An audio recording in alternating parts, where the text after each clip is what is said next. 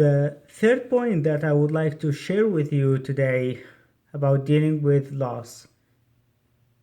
If we return back to the story about Jesus and his last few hours on earth, Jesus spent some time in silence. Jesus had the power of the community, but what make a lot of difference also his trust in God as well, and that make kind of balance, as we noticed before, that kind of balance between solitude and community, and that kind of balance between being silence and active. We now need to make that kind of balance now between what we see, or between that cross and the resurrection. And that one of the main point, that we can't just focus on the cross. We can't understand the cross unless we think about the resurrection. Sometimes we just see a little bit of the view, and we think that we understand all the view. And that's the main challenge with the question why.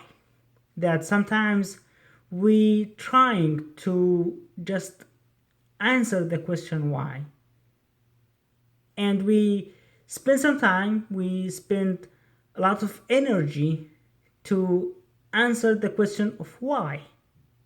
But what we really need, it's not the answer on the question why. It's the trust that even we don't know, even we don't have the whole picture, even we don't know a lot, but we still trust. We still trust in God. The story of Job again in the Old Testament, and all these challenges that he go with or go through, all the support and challenge of his friends and his wife.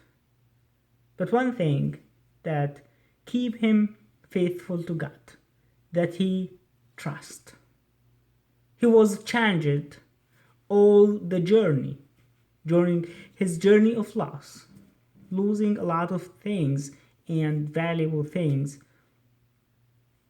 family, but he couldn't understand what's going on, why that happened to me. And actually at that time we do not wait for answer for that question, but what make difference is trust. Job trust in God. Jesus trust that the cross is part of the photo or the picture, and the fulfillment will be in the resurrection. Loss is part of the picture,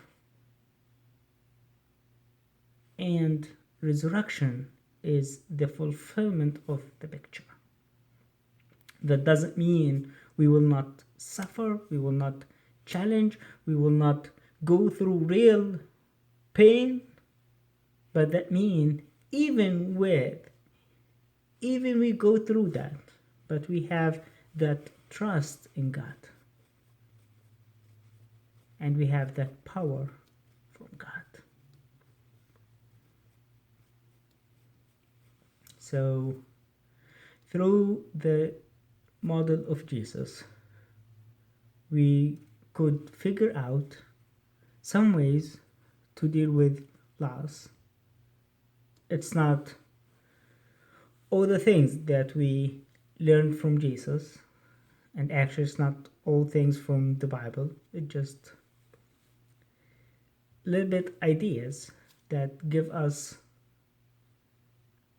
a picture, or give us a road, way to deal with loss.